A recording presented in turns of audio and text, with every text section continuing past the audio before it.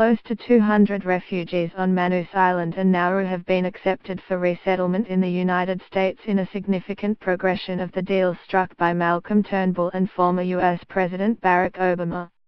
Fairfax Media understands about 130 people on Nauru, including families, and about 60 men on Manus Island, have received final approval to go to the U.S. Refugee advocates expect the refugees to fly out in January. They would be the first refugees to leave Manus Island and Nauru for the U.S. since an initial group of 54 flew out in late September.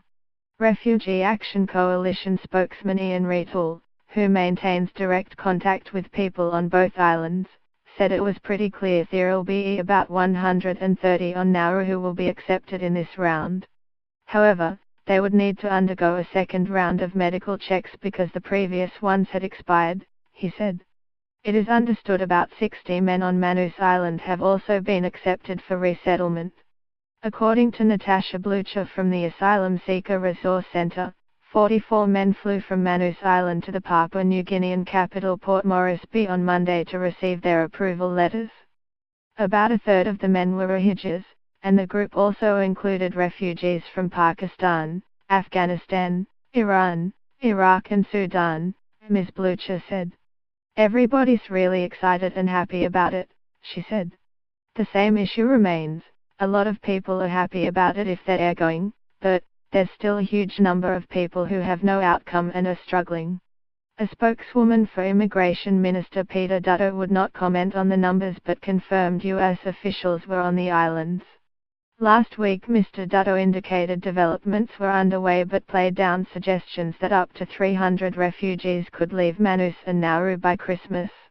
I don't think we will see numbers of that order, but obviously there have been some hand-downs in Nauru, some hand-downs in PNG as well, both positives and negatives, he said. I am hoping there can be an uplift as soon as possible, but that is an issue for the United States. I don't think you will see numbers quite as high as that, but there will be, on top of the 54 that have already departed, a number who will go. And interviews continue, the background checks and all of that process that the United States is involved in continues. There has been no pushback from the US at all in relation to the screening process. So let's wait and see what happens. The Turnbull government resists public commentary on the resettlement arrangement due to sensitivities around it in the US, where President Donald Trump reluctantly agreed to honor what he dubbed a dumb deal.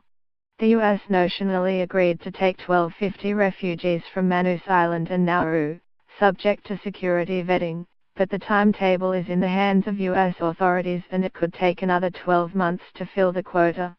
It is estimated about 1,600 refugees remain across both countries, meaning some would miss out even if the US filled the quota.